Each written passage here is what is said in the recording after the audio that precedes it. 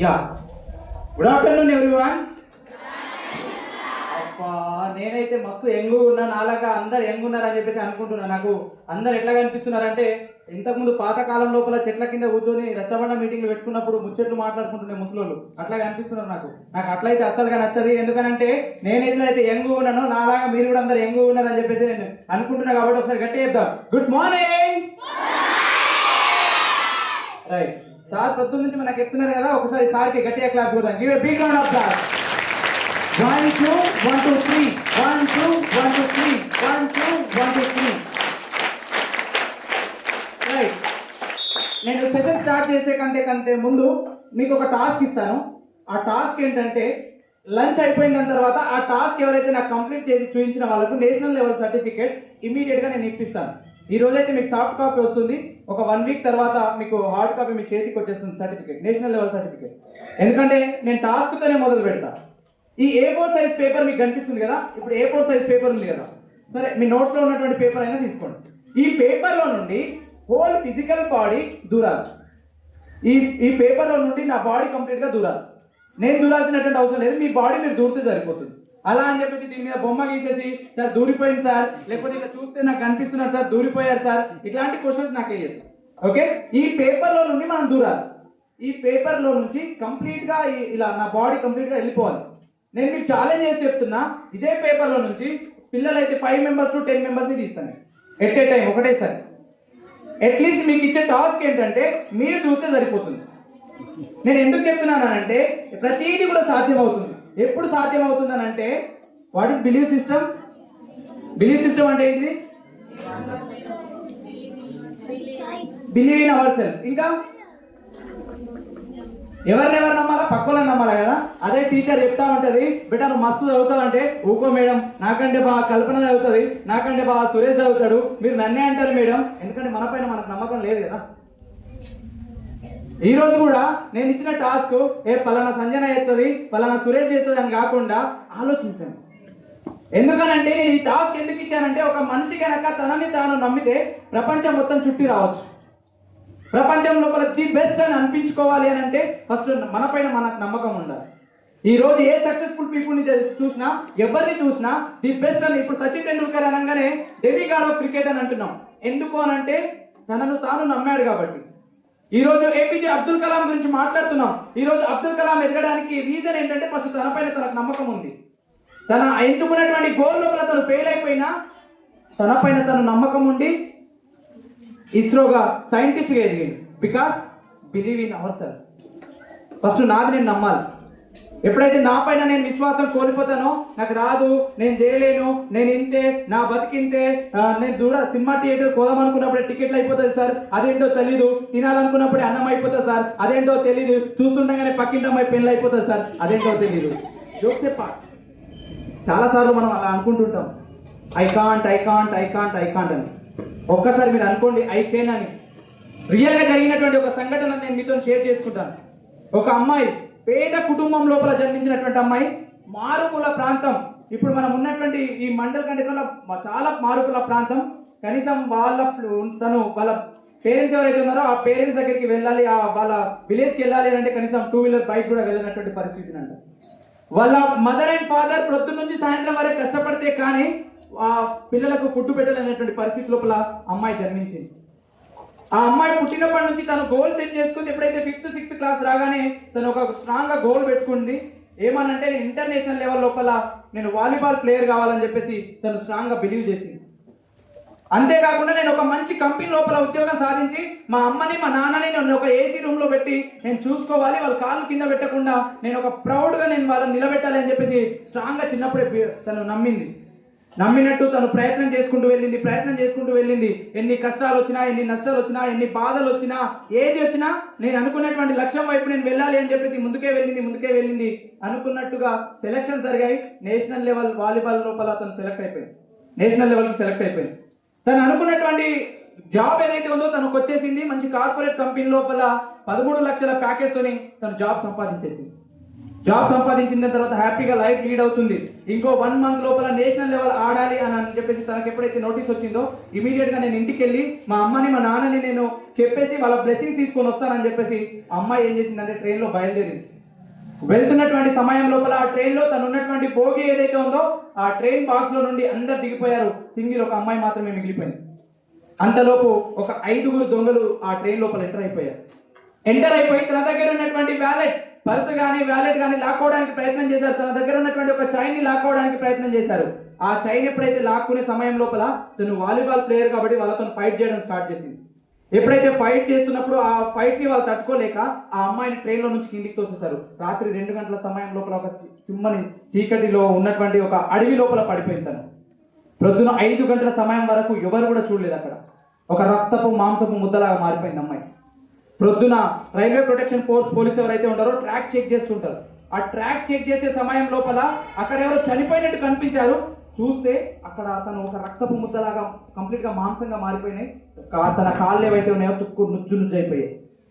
వెంటనే అక్కడ ఉన్నటువంటి ఇలాంటి చిన్న మండల్ లోపల ప్రైమరీ హెల్త్ కేర్ సెంటర్ ఉంటుంది, తీసుకువెళ్ళి హాస్పిటల్లో జాయిన్ చేశారంట. హాస్పిటల్లో జాయిన్ చేసిన తర్వాత అక్కడ ఉన్నటువంటి డాక్టర్స్ చెప్తున్నారు, ఈమెని ఖచ్చితంగా ఈమె కాల్ తీసేస్తేనే ఈమె బ్రతికే అవకాశం ఉంది అని చెప్పినప్పుడు ఇంకో డాక్టర్స్ వచ్చేసి చెప్తున్నాడు, సార్ అనెస్థియా లేదు సార్, మత్తు మందు లేదు, మత్తు మందు లేకుండా అమ్మాయి కాలిని తీసివేస్తే ఖచ్చితంగా ఆ నొప్పిని తట్టుకోలేక తను చనిపోతుంది. యాజ్ ఎ డాక్టర్ గా అది చేయడం కూడా తప్పే. కాబట్టి మనం ఏం చేద్దామంటే ఒకవేళ మనం తీసేసిన అమ్మాయి చనిపోతే యాజ్ ఎ డాక్టర్ గా మన చేతిలో ప్రాణాలు పోయేదానికంటే ఇక్కడ నుంచి నిజామాబాద్ పంపించాలి, అంత దూరం ఉంటుంది, దాదాపు ఒక 100 కిలోమీటర్లు ఉంటుంది. అంబులెన్స్ వచ్చి పోవాలి అని అంటే రోడ్డు సరిగా లేవు, కనీసం 3 hours టైం పడుతుంది చేరుకోవాలంటే. అరే ఈ టైం వరకు తనని అక్కడికి పంపించాలి అంటే ఖచ్చితంగా ప్రాణాలు పోతాయని డాక్టర్ ఫిక్స్ అయిపోయారు. కానీ మన చేతిలో కంటే పోవడం కంటే తన దారిలో పోతే పోతుంది, తన అదృష్టం ఉంటే బతుకుతుంది అని అంటే అమ్మాయి చెవులు వినిపిస్తున్నాయి కానీ వాయిస్ బయటికి రావట్లేదు మాట్లాడడానికి. తను ప్రయత్నం చేస్తుంది ఏదో చెప్పాలని డాక్టర్కి. మెల్లిగా ఒక సన్నటి వాయిస్ అని ఒక మాట చెప్పింది, డాక్టర్ పర్లేదు డాక్టర్, నా 2 కాళ్ళని తీసివేయండి మత్తు మందు లేకుండా అని చెప్పింది. డాక్టర్ షాక్ అయిపోయారు. అమ్మా నీకు తెలుసా నొప్పి ఎంత ఉంటుందనంటే, నీ మత్తు ఇంజక్షన్ ఇవ్వకుండా నీ 2 కాళ్ళని తీసివేస్తే ఆ నొప్పి తట్టుకోలేక నువ్వు చనిపోతావు అమ్మా అని చెప్పినప్పుడు అమ్మాయి ఒక మాట చెప్పింది, డాక్టర్ ఎప్పుడైతే నన్ను రన్నింగ్ ట్రైన్ నుంచి కిందికి తోసేశారో అప్పుడు నా కాలి నుండి 49 ట్రైన్లు అటుగా ఇటాయి. రాత్రి 2 గంటల సమయం లోపల నా కాలిని ఎలకలు కోరికి వేశాయి. అంతటి నొప్పిని భరించిన దాన్ని ఈ నొప్పి యొక్క లెక్క తీసివేయండి నా కాలని చెప్పేసి ఇమీడియట్ గా తన ధైర్యాన్ని చూసి ఆ కాల్ని డాక్టర్స్ ఏం చేశారంటే తీసేశారు. అదృష్టవశాత్తు అమ్మాయి బ్రతికిన తర్వాత హాస్పిటల్లో ఉన్నారు. అంతలోపు ఒక లెటర్ వచ్చింది, అమ్మా నిన్ను వాలీబాల్ నేషనల్ లెవెల్కి నువ్వు సెలెక్ట్ అయ్యావు, బట్ ఇప్పుడు నీకు 2 కాళ్ళు లేవు కాబట్టి నిన్ను గేమ్లో నుంచి తీసివేస్తున్నాం, నీ ప్లేస్లో వేరే ప్లేయర్ని మేము రిక్రూట్ చేసుకుంటాం అని చెప్పేసి ఇచ్చేసారు.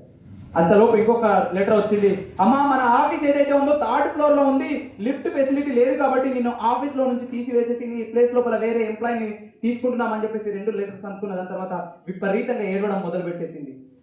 ఎందుకు గాడ్ నన్ను ఎందుకు బ్రతికించావు, నేను చనిపోతే బాగుండు, ఈ కష్టాలు అవసరమా అని చెప్పేసి తను ఏడవడం మొదలు పెట్టేసింది. వేరే వాళ్ళు వస్తున్నారు, సింపతి చూపిస్తున్నారు తనకు, అయ్యో నువ్వు ఇలా జరిగిందా, అయ్యో నిన్ను నేషనల్ లెవెల్లో చూస్తామని అనుకున్నాం, అయ్యో ఇలా జరిగిందంటే ఆ సింపతిని తనకు నచ్చలేక అక్కడి నుంచి వాళ్ళ అమ్మాని పిలిచింది. అమ్మాని పిలిచి చెప్తుంది, అమ్మా నాకు 2 కాళ్ళు లేవు కదా, నేను మౌంట్ ఎవరెస్ట్ ఎక్కుతానమ్మా అని చెప్పింది. వాళ్ళ మదర్ షాక్ అయిపోయి ఇమీడియట్ గా నా అమ్మాయికి ఏమైంది, ఏమైనా ప్రాబ్లం వచ్చిందా మెడికేషన్ లోపల అని చెప్పేసి డాక్టర్ దగ్గరికి వెళ్ళి మా పాప ఎలా మాట్లాడుతుంది అనగానే ఇమీడియట్ గా డాక్టర్ పిలుచుకుని ఒక మాట డాక్టర్ వచ్చి చెక్ చేస్తే అక్కడ మెడికేషన్ లోపల ఎలాంటి ప్రాబ్లం లేదు, తను బాగానే ఉంది, మెంటల్ గా కూడా బాగుంది అని చెప్పేసి డాక్టర్ చెప్పేశారు. వాళ్ళ అమ్మ తనను ఐరన్ లెగ్స్ పెట్టించేసి తను మెల్లిగా నడిపించడం మొదలు పెట్టేసింది.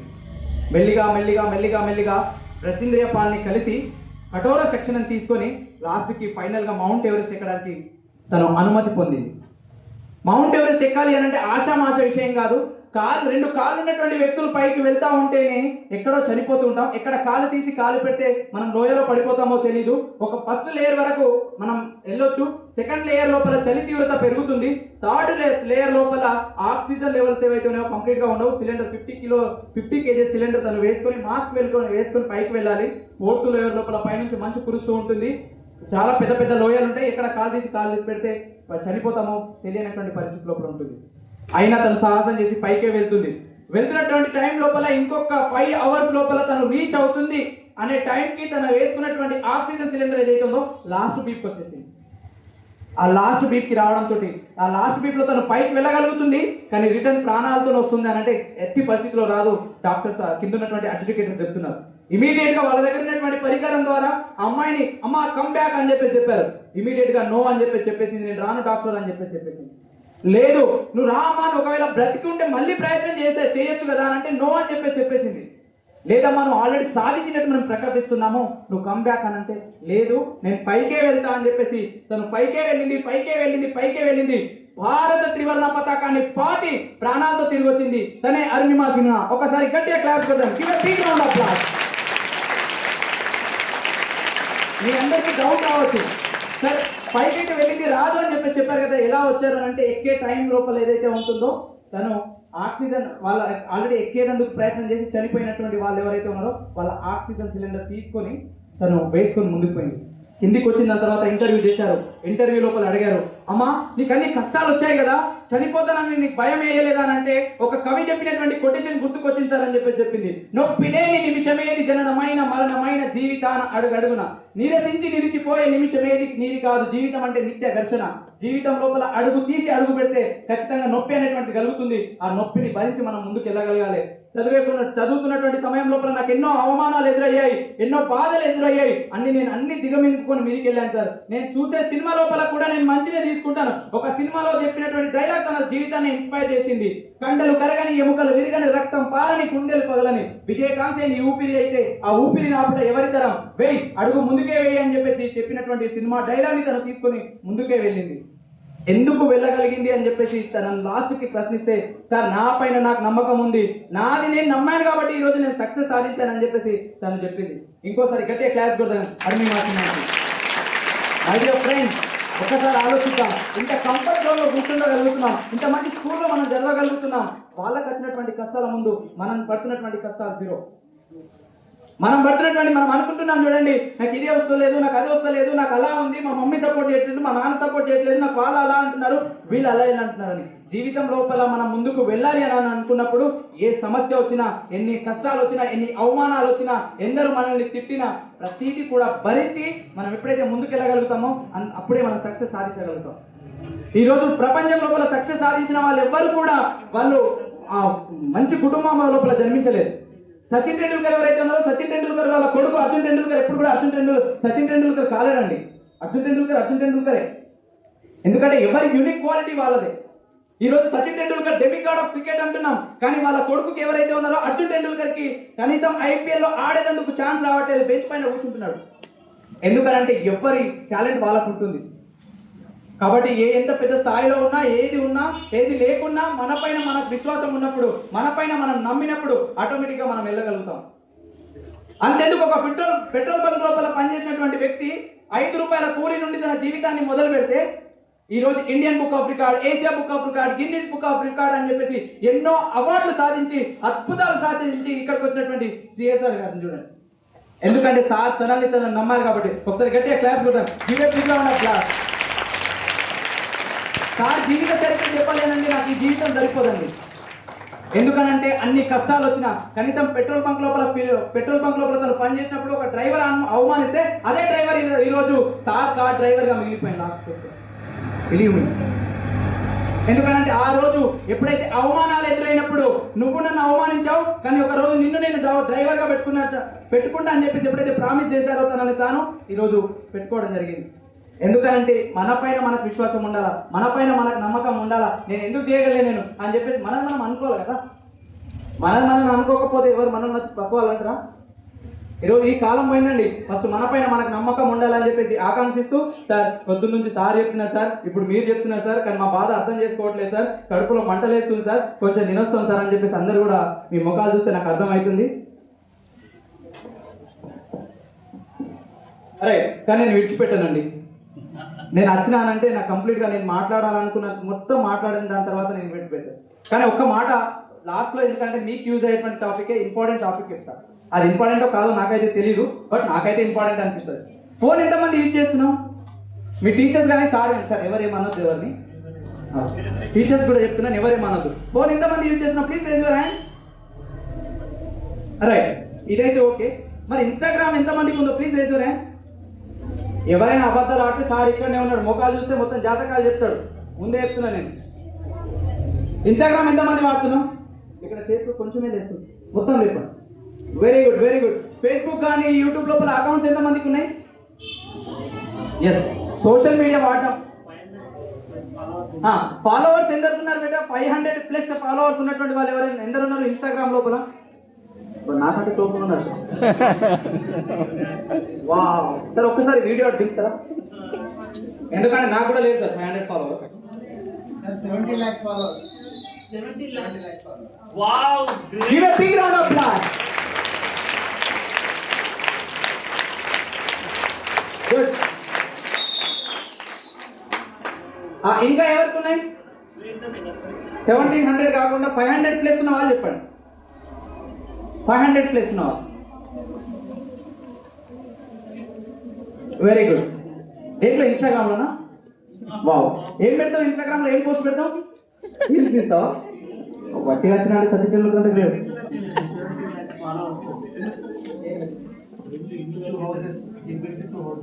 Wow.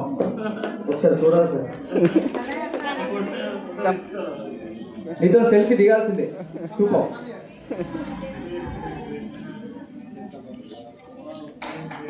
Give a big round of applause.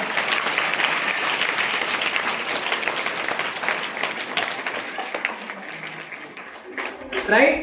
Social media అందరు వాడుతున్నాం, కానీ ఇప్పుడు నేను చెప్పేటువంటి విన్నదాని తర్వాత వాడాలనుకుంటే వాడచ్చు, బంద్ చేసుకుందామని అంటే బంద్ చేసుకోవచ్చు, నో ప్రాబ్లం.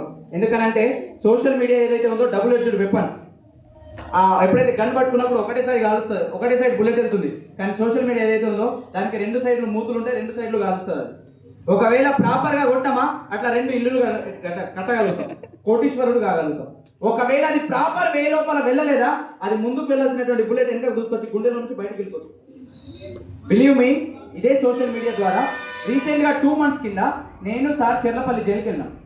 చెర్లపల్లి జైలుకి ఎందుకు వెళ్ళాము అని అంటే, బిలో 18 years వాళ్ళు ఎవరైతే ఉన్నారో, మేము జైలుకి వెళ్ళలేదు, అక్కడ ట్రైనింగ్ ఇవ్వడానికి వెళ్ళాము. మేము జైలుకి వెళ్ళలేదు, ఐ మీన్ సార్తో పాటు నేను వెళ్ళాను. అక్కడ ఎవరైతే బిలో 18 years ఉన్న వాళ్ళు, 18 సంవత్సరాల కంటే చిన్న 18 సంవత్సరాల నిండా కంటే ముందే జైల్లో ఉన్న వాళ్ళు ఎవరైతే ఉన్నారో వాళ్ళందరూ కూడా చెర్లపల్లి జైల్లో ఉంటారు. సేమ్ ఇక్కడ సార్ పిలిపించినట్టే అక్కడ వాళ్ళు పిలిపించారు. ఎందుకంటే లైఫ్ స్కిల్స్ క్లాసెస్ వాళ్ళకి చెప్పాలి సార్. వాళ్ళు ఇలా తప్పులు చేసి వచ్చారు అని చెప్పగానే సార్ ఒకవైపు క్లాస్ తీసుకుంటున్నాడు, నేను ఒక 100 మెంబర్స్ని పిలిచాను. అంటే 1 by 1 వస్తున్నారు. ఒకరు వస్తారు, నా దగ్గర కంప్లీట్గా కేస్ స్టడీ ఇచ్చేసి వాళ్ళు వెళ్ళిపోతారు. నేను వాళ్ళకి ఏం క్వశ్చన్స్ చేస్తానంటే, నువ్వు అసలు జైలుకి ఎందుకు వచ్చావు, ఏం తప్పులు చేసావు అని చెప్పేసి నేను కంప్లీట్గా రాసుకుంటూ ఉంటాను. ఇప్పుడు ఎగ్జాంపుల్ సురేష్ ఉన్నాడు అనుకో, సురేష్ వచ్చేసి చెప్తాడు, సార్ నేను సోషల్ మీడియాని వాడుకొని వచ్చాను సార్, సార్ నేను ఫోన్ యూజ్ చేయడం వల్ల వచ్చాను సార్, సార్ నేను వేరే వాళ్ళని చంపేసి వచ్చాను సార్, వేరే వాళ్ళని నేను ఇది చేసి వచ్చాను సార్ అని చెప్పేసి రకరకాలుగా ఆన్సర్ చెప్తుంటారు. అలా నేను 100 మందిని నేను అక్కడ వాళ్ళతో మాట్లాడడం జరిగింది. అప్పుడు తెలిసినటువంటి విషయం ఏంటంటే, దాంట్లో నుంచి 85 మెంబర్స్ ఓన్లీ ఫోన్ యూజ్ చేసి వచ్చారంట, సోషల్ మీడియా ద్వారా వచ్చారు. అరే సోషల్ మీడియా లోపల అంతేముంది, మరి ఫోన్ వాడితే మీరు ఛాలెంజ్ చేస్తే చేయండి, ముందే చెప్తున్నాను నేను చెప్పకంటే ముందు. ఎవరి ఫోన్ అయినా ఇవ్వండి, మొత్తం కంప్లీట్ రీస్టార్ట్ కొట్టి ఇవ్వండి. ఓన్లీ 10 నిమిషాల లోపు మీరు ఎవరెవరితో మాట్లాడారు, ఎంతసేపు మాట్లాడారు, ఏమని మాట్లాడారు, వాట్సాప్ కాల్ చేశారా, నార్మల్ కాల్ చేశారా, లేకపోతే వాట్సాప్లో చాట్ చేశారా, లేకపోతే ఇన్స్టాగ్రామ్లో చాట్ చేశారా, ఇన్స్టాగ్రామ్లో ఎంతసేపు రీల్ చూశారు, ఏ రీల్ చూశారు, ఫేస్బుక్ ఎంత వాడారు, యూట్యూబ్లో ఏం అప్లోడ్ చేశారు, ఎన్ని లైక్స్ వచ్చినాయి, దానికి ఎన్ని కామెంట్స్ పెట్టారు, ఎన్ని నెగిటివ్ కామెంట్స్ ఉన్నాయి, ఎన్ని పాజిటివ్ కామెంట్స్ ఉన్నాయి, మీరు ఏం చేస్తున్నారు అనేటువంటిది వితిన్ 10 minutes లోపల నేను చెప్పగలుగుతాను. ఆ సాఫ్ట్వేర్ నా దగ్గర ఉంది. ఎవరైనా ఛాలెంజ్ చేసి, అది టీచర్స్ కావచ్చు లేకపోతే స్టూడెంట్స్ కావచ్చు, వితిన్ 10 minutes లోపల నేను తీసిస్తాను. Believe me. ఎందుకనంటే ఆర్టిఫిషియల్ ఇంటెలిజెన్స్ వచ్చింది my dear friend. Artificial intelligence ఏం చేస్తుంది అని అంటే, ఎవ్రీథింగ్ రికార్డ్ అవుతుంది. ఇప్పుడు ఎగ్జాంపుల్ నేను ఈ మొబైల్ ఉంది, నేను ఇలా లాక్ చేసి అన్లాక్ చేస్తే ఇక్కడ రీడ్ అయిపోయింది, నేను ఒకసారి లాక్ బటన్ నొక్కాను అనేటువంటిది అక్కడ రీడ్ అయిపోయింది ఆటోమేటిక్గా. నేను తైక్వాండో కోచ్ని, తైక్వాండో నేను నేర్చుకున్న టైం లోపల నేను ఒక కిక్ ఇలా కొడితే దాన్ని ఫోటో తీయమంటే 100 ఫోటోలు తీస్తే ఒక్క ఫోటో సరిగా వచ్చేది. ఇప్పుడు అంత అవసరం లేదు, కష్టపడాల్సినటువంటి అవసరం లేదు. ఓన్లీ 2 seconds లోపల నా మొబైల్ 30 ఫోటోస్ని రికార్డ్ చేస్తుంది. ఓన్లీ 2 seconds లోపల 30 ఫోటోస్ని తీసుకుంది. బిలీవ్ మీ, చూపించమంటే కూడా నేను చూస్తాను.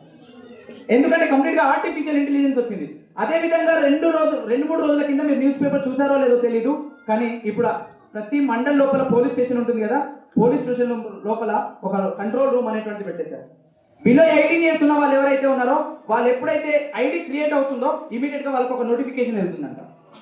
ఇప్పుడు ఎగ్జాంపుల్ తిని ఉంది, వాట్స్ నేమ్, హంసిని ఒకవేళ ఐడి క్రియేట్ చేసింది అని అంటే ఇమీడియట్ గా హంసిని పేరు మీద పోలీస్ స్టేషన్ లోపల ఒక నోటిఫికేషన్ వెళ్తుంది. ఆల్రెడీ క్రియేట్ చేసిన వాళ్ళు ఎవరైతే ఉన్నారో బిలో 18 ఇయర్స్ ఉన్న వాళ్ళందరి నోటిఫికేషన్ అక్కడ వెళ్తుంది. వెళ్ళిన దాని తర్వాత ఏ యాప్ ఓపెన్ చేయాలా, ఈమెయిల్ ఐడి అప్లోడ్ చేయాలి మనం. దాంట్లో ఈమెయిల్ ఐడి మన పేరు మీద అయితే వెళ్ళదు, అది మన ఫాదర్ది కావచ్చు మదర్ది కావచ్చు. ఎవరిదన్నా ఒక ఈమెయిల్ ఐడి పెట్టేసి మనం ఇన్స్టా అకౌంట్ కానీ ఫేస్బుక్ అకౌంట్ కానీ క్రియేట్ చేస్తాం. వాళ్ళు అడ్మిన్ కిందికి లెక్కకు వస్తారు. జాగ్రత్త వినండి, ఈ లెక్కలు చాలా కన్ఫ్యూజన్ ఉంటాయి. ఆల్రెడీ ఈమెయిల్ ఐడి ఉన్న వాళ్ళు ఎవరైతే ఉన్నారో వాళ్ళు అడ్మిన్, క్రియేట్ చేసిన వాళ్ళు మీరు. ఒకవేళ ఇన్స్టాగ్రామ్ లో వేరే వాళ్ళు ఒక రీల్ పెట్టారు, బ్యాడ్ రీల్ పెట్టారు అనుకుందాం. ఆ బ్యాడ్ రీల్ ని 1 minute కంటే మనం ఎక్కువ చూస్తే ఆటోమేటిక్ గా వాళ్ళకి నోటిఫికేషన్ వెళ్తుంది. అలా 5 నోటిఫికేషన్స్ వెళ్ళాయి అంటే మీ ఇంటికి ఒక నోటీస్ వస్తుంది. పోలీస్ స్టేషన్ నుంచి మీ ఇంటికి ఒక నోటీస్ వస్తుంది. ఏమని, మీ పిల్లాడు 1 minute కంటే ఎక్కువగా ఒక బ్యాడ్ రీల్ చూశారు వేరే వాళ్ళు పెట్టిన దానికి, లేదు మీ పిల్లాడు అవసరం లేని దానికి ఇన్నిసార్లు షేర్ కొట్టాడు అనేటువంటిది మీరు ఏం చేస్తే అది కంప్లీట్గా వెళ్ళిపోతుంది. లేదు మీరు సీక్రెట్గా చాట్ చేస్తున్నారు, అనుకోకుండా ఏదైనా వేరే మనం మెసేజ్ వాళ్ళకి చేసినా, వాళ్ళు మనకు మెసేజ్ చేసినా, ఏదైనా ఫోటో పెట్టినా ఈ ఫోటోతో సహా అక్కడ రీడ్ అవుతుంది. వాళ్ళ దగ్గర కంప్లీట్గా వాళ్ళకి నోటిఫికేషన్ వెళ్తుంది. మీరు ఏం చాట్ చేశారు, ఎవరితో చాట్ చేశారు, ఆపోజిట్ ఐడి వాళ్ళు కూడా 18 years కంటే పెద్ద వాళ్ళు ఉన్నారా, చిన్న వాళ్ళు ఉన్నారా, అది గర్లా బాయా, అన్నీ కూడా డీటెయిల్స్ వాళ్ళకి వెళ్ళిపోతాయి. వాళ్ళ కాంటాక్ట్ నెంబర్స్తో సహా ఆ వాడుతున్నటువంటి ఫోన్ ఏదైతే ఉందో ఫోన్ ట్రాకింగ్తో సహా వాళ్ళకి వెళ్ళిపోతుంది. ఎందుకంటే ఇప్పుడు ఫోన్లు వచ్చిన దాని తర్వాతనే వాళ్ళ ఫోన్లు ఎప్పుడైతే తయారవుతున్నాయో అప్పుడే దాని యొక్క సాఫ్ట్వేర్ పోలీస్ స్టేషన్ లోపల రిజిస్టర్ అయిపోతుంది, ఎవ్రీథింగ్ రిజిస్టర్ అయిపోతుంది. సో అలా మీరు ఒకవేళ 7 times చేస్తే తీసుకుపోయి చెర్లపల్లి జైల్లో మీ ఒక్కళ్ళని వేయరు. ఎవరైతే అడ్మిన్ ఉన్నారో ఈమెయిల్ ఐడి ఎవరైతే ఉందో మీ నాన్నని నిన్ను తీసుకుపోయి చెర్లపల్లి జైలు వేస్తారు. అటువైపు నాన్న కనిపిస్తాడు, ఇటువైపు వీళ్ళు ఉంటారు, అటు సైడ్లో నాన్న ఉంటాడు, ఇటు సైడ్లో పిల్లాడు ఉంటాడు. హాయ్ నాన్న అంటే హాయ్ నాన్న అని అడిగే చెప్తారు. ఇక అప్పుడు జైలర్ వచ్చేసి ఇట్లా ప్లేట్లు విసిరి పెడితే అప్పుడు ఆ చిప్పాకుడు తినాలి. బిలీవ్ మీ, అక్కడ ఒక పిల్లాడు చెప్తున్నాడు, సార్ మీరు ఎలా తీస్తున్నారంటే, సార్ ప్లేట్ విసిరి పెడతారు సార్, దాంట్లో నుంచి కొన్ని పురుగులు వస్తాయి సార్, తీసి పక్కన పెట్టి తినాలి సార్ అని చెప్పేసి. ఎందుకంటే సోషల్ మీడియా ద్వారా ఈ రోజు మనం ఈ వీడియో ఏదైతే అప్లోడ్ చేస్తున్నామో ఆ వీడియో దేని గురించి ఉంది, ఏముంది, కంప్లీట్గా వాళ్ళ దగ్గరికి వెళ్ళిపోతుంది. దాంట్లో డౌట్ లేదు మై డియర్ ఫ్రెండ్. అందుకోసం ప్రతి 100 మంది లోపల 85 మంది కంప్లీట్గా సోషల్ మీడియాను వాడుకొని లోపలికి వెళ్తున్నారు. ఈ రోజు 60 సంవత్సరాలు ఉన్నటువంటి గంగవ్వ ₹1,00,000 సంపాదిస్తుంది, నో డౌట్, సోషల్ మీడియా వాడుకునే, దాంట్లో డౌట్ లేదు. చిన్న పిల్లలు ఈ రోజు బిల్డింగ్లు కడుతున్నారు, నో డౌట్, ఎందుకంటే వాళ్ళు మంచిని స్ప్రెడ్ చేస్తున్నారు కాబట్టి. ఇంతకుముందు ఉన్న రోజులు పోయాయి. ఇప్పుడు సార్ కొన్నటువంటి కార్ ఏదైతే ఉందో, సార్ ఒకవేళ సడన్ గా బ్రేక్ వేస్తే 4 ఇండికేటర్లు వచ్చేస్తాయి, ఆటోమేటిక్ వచ్చేస్తాయి, పార్కింగ్ లైట్స్ వస్తాయి. ఒకవేళ వెళ్తున్నటువంటి రోడ్ మీదకి వెళ్ళి జస్ట్ ఇలా టర్న్ చేశారు అంటే ఆటోమేటిక్గా ఇటు సైడ్ ఇండికేటర్ వస్తుంది. ఎందుకంటే ఆర్టిఫిషియల్ ఇంటెలిజెన్స్ వచ్చేసాయి. కొన్ని రోడ్లు వచ్చాయి, ఇప్పుడు నువ్వు ఎంత స్పీడ్ వెళ్ళినా, కార్ ఎక్సలేటర్ మొత్తం తొక్కినా అది అక్కడ 50 స్పీడ్, ఆ రోడ్ కెపాసిటీ 50 స్పీడ్ ఉంటే 50 మాత్రమే వెళ్తుంది. ఎందుకంటే ఆటోమేటిక్గా అన్ని రీడ్ అయిపోతున్నాయి. అలానే మన మొబైల్ లోపల కూడా రీడ్ అయిపోతుంది. That's what my dear friend, social మీడియాను వాడే ముందు చాలా సార్లు ఆలోచించండి. అక్కడ ఒక అమ్మ వచ్చేసింది, వాళ్ళకు కోటీశ్వరులు, లిటరల్ గా చెప్పాలంటే బెంజ్ కార్లో వచ్చేసి వాళ్ళ ఫాదర్ వాళ్ళ కొడుకు వాళ్ళ భర్త ఇద్దరు జైల్లో ఉన్నారు. సోషల్ మీడియా ద్వారా వచ్చి చెప్తుంది, సార్ మా బాబుని ఒక్కసారి నేను ఇలా టచ్ చేస్తాను సార్, జస్ట్ ఒక్కసారి నేను అన్నం తినిపిస్తాను సార్, చూసి 3 నెలలు అవుతుంది సార్, ఒక్కసారి దగ్గర తీసుకుంటారు సార్ అని అంటే ఆ అమ్మ ఎవరైతే ఉన్నారో ఆ జైలర్ కాళ్ళ మీద పడ్డా కానీ జైలర్ యాక్సెప్ట్ చేయలేదు. My dear friend, Jailer accept చేయలేదు.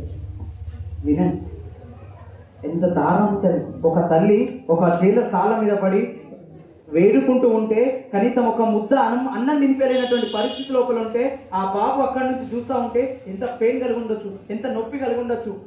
అరే నేను ఆడుకుంటూ పాడుకుంటూ స్కూల్కి వెళ్ళే విద్యార్థిని ఈ రోజు నేను జైల్లో పడ్డా అని చెప్పేసి ఎన్నిసార్లు ఇది కావచ్చు, తన మనసు ఎన్నిసార్లు భయపడుతుంది. తను చేసినటువంటి వాళ్ళ తప్పుకి వాళ్ళ నాన్న సొసైటీ లోపల, వాళ్ళ అమ్మ సొసైటీ లోపల లాస్ట్కి వస్తే వీళ్ళిద్దరు ఫాదర్ ప్లస్ కొడుకు ఇద్దరు జైల్లో ఉన్నారని చెప్పేసి నేను బ్రతికెందుకని వాళ్ళ మదర్ ఎవరైతే ఉన్నారో వెళ్ళి సూసైడ్ చేసుకున్నారు. ఎందుకంటే ఇద్దరు లోపలనే ఉన్నారు. సొసైటీ లోపల రకరకాలుగా మాట్లాడుతున్నారు. అరే కొడుకు చేసినటువంటి తప్పుకి నాన్న కూడా జైలు శిక్షలో ఇద్దరు అక్కడ జైల్లో ఉన్నారని అంటే ఆ బాధ తట్టుకోలేక ఆ అమ్మ కూడా సూసైడ్ చేసుకోవడం జరిగింది మై డియర్ ఫ్రెండ్. కాబట్టి సోషల్ మీడియా వాడే కంటే ముందు ఆ సోషల్ మీడియా వాడే దానికంటే ముందు ఒకసారి ఆలోచిద్దాం. ఎంతమంది ఈరోజు నాకు ప్రామిస్ చేయండి, సో 18 ఇయర్స్ అయిపోయిన తర్వాత వాడండి, నో ప్రాబ్లం. 18 ఇయర్స్ తర్వాత ఎందుకు అని అంటే మినిమం మనకు తెలుస్తుంది ఏది షేర్ చేయాలి ఏది షేర్ చేయొద్దు అని చెప్పేసి. కనీసం అది తెలిసిన దాని తర్వాత దాన్ని యూజ్ చేయడం లోపల తప్పులేదు. ఇలా సోషల్ మీడియాని యూజ్ చేసుకొని చాలా ఇది కావచ్చు, బట్ దానికంటే ముందు ఎన్ని ఇది ఉన్నాయో అన్ని డేంజర్స్ కూడా ఉన్నాయి, అన్ని నష్టాలు కూడా ఉన్నాయి. అదే సోషల్ మీడియా మనల్ని సెలబ్రిటీ చేయగలుగుతుంది, అదే సోషల్ మీడియా పతనం లోపల తోసివేయడానికి రెడీగా ఉంది. కాబట్టి నాకు మాట ఇవ్వండి, ఎంతమంది మీరు మీ దగ్గర ఉన్నటువంటి యాప్స్ డిలీట్ చేస్తామని చెప్పేసి ఎంతమంది మాట ఇస్తున్నారు? Please raise your hand. Right, మీరు అందరు చెప్తున్నారు, కానీ మీ మీద నాకు నమ్మకం ఉండాలి అని అంటే ప్రూఫ్ ఉండాలి కదా. ఇప్పుడు నేను మోటివేషనల్ స్పీకర్ ఎట్లా అని చెప్పేసి మీకు డౌట్ రావచ్చు ఫస్ట్ రాగానే. ఓకే, నాకు ఒక ట్యాగ్ లైన్ పెట్టుకొని వచ్చింది, సార్ మోటివేషనల్ స్పీకర్ అని అంటుందని చెప్పేసి. అది తెలవాలంటే నేనేం చేయాలా? కొన్ని జిమ్మిక్లు వేయాలా. అందుకోసమే రాగానే చెప్పిన ఈ పేపర్లో నుంచి దూరం అని చెప్పేసి. సో మీరు కూడా ఏం చేస్తారంటే మొబైల్ పైనుంచి గుంజంగానే స్క్రీన్ రికార్డర్ వస్తుంది, ఐడియా ఉందా? ఆ వీడియో ఆన్ చేయండి, స్క్రీన్ రికార్డర్ ఆన్ చేసేసి దాన్ని ఏ యాప్స్ అయితే డిలీట్ చేస్తున్నారో ఆ వీడియో వెళ్ళిపోతుంది ఆటోమేటిక్గా స్క్రీన్ పైన. మీరు ఏం చేస్తే అది స్క్రీన్ రికార్డ్ అవుతుంది. ఆ యాప్స్ అన్నీ డిలీట్ చేయండి. ఆ యాప్స్ అన్నీ డిలీట్ చేసి మనము దానికి గ్రాటిట్యూడ్గా ఏం చేద్దామని అంటే ప్రతి ఒక్కరం కూడా ఎన్ని యాప్స్ డిలీట్ చేస్తే అన్ని మొక్కలు నాటి ఆ మొక్కలు నాటుతున్నటువంటి ఫొటోస్ని తీసి సార్కి పంపించాలి. మీరు ఇంటికి వెళ్ళిన దాని తర్వాత sir mobile TU TU TU TU ambulance వచ్చినట్టు కుయ్యు కుయ్యు అన్నట్టు సార్ మొబైల్ మోగిపోవాలి. ఎందుకంటే అక్కడ కింద క్యాప్షన్ రాయండి, ఐ యామ్ ది చేంజ్ అని. సార్ ఈ రోజు నుంచి నేను సోషల్ మీడియా వాడా అని చెప్పేసి నేను చేంజ్ అయినా అని చెప్పేసి ఐ యామ్ ది చేంజ్ అని క్యాప్షన్ పెట్టండి. అన్నీ డిలీట్ చేసేసి ఆ చెట్టు పెడుతూ ఫోటో నాటండి. ఎప్పుడైతే ఆ చెట్టు నాటుతూ ఫోటో దించి పంపించినప్పుడు సార్ కూడా అనిపిస్తుంది ఎస్ పిల్లల లోపల మార్పు వచ్చింది అని చెప్పేసి. సార్ ఇక్కడ మీకు సింపుల్గా కనిపిస్తుండొచ్చు, కానీ పిల్లల లోపల మార్పు రావాలి అని చెప్పేసి ఎన్నో రోజులుగా కష్టపడి ఎన్నో మీటింగ్స్ అటెండ్ అయ్యి ఎన్నో ప్రోగ్రామ్స్ అటెండ్ అయ్యి కొన్ని కొత్త కొత్త ఇన్నోవేషన్ తీసుకొచ్చి నా పిల్లలు ఇంకా వస్తున్నటువంటి పరిగెత్తుతున్నటువంటి ప్రపంచం లోపల నా పిల్లలు కూడా పరిగెత్తాలని చెప్పేసి నిత్యం శ్రమించేటువంటి వ్యక్తి ఎవరైనా ఉన్నారని అంటే కేవలం సార్ మాత్రమే, మేడం మాత్రమే. మన అందరికీ కనిపిస్తుంది సార్ పెద్ద చైర్లో కూర్చొని అందరికీ చెప్తూ ఉంటారని చెప్పేసి, కానీ ఆ చైర్లో కూర్చున్న దాని తర్వాత ఎన్ని బాధలు ఉంటాయో, ఎన్ని కష్టాలు ఉంటాయో ప్రతి ఒక్కరిని చూసుకోవడం. ఇంట్లో ఇద్దరు పిల్లలు ఉంటే తల్లిదండ్రులు తట్టుకోలేకపోతున్నారు, అరే నువ్వు అక్కడ కూర్చోను ఇక్కడ కూర్చోను అలా చేయొద్దు ఇలా చేయొద్దు అని చెప్పేసి మన తల్లిదండ్రులు మనకు ఇంతలా చెప్తా ఉంటే ఇక్కడ ఉన్నటువంటి ఇంతమంది పిల్లలకి సార్ ఒకరే హ్యాండిల్ చేయాలంటే సార్కి ఇంత ప్రెజర్ ఉండొచ్చు. అయినప్పటికీ పెదాలపైన ఎప్పుడు కూడా చిరునవ్వు చిందకుండా ఎప్పుడు కూడా ఆ చిరునవ్వుతో హౌ ఆర్ యూ బేటా, గుడ్ మార్నింగ్ బేటా అని చెప్పేసి పలకరిస్తూ అదే టెంపోని మెయింటైన్ చేస్తూ మిమ్మల్ని ఇక్కడ వరకు తీసుకొచ్చినటువంటి సార్కి మేము ఇంకోసారి గట్టే క్లాస్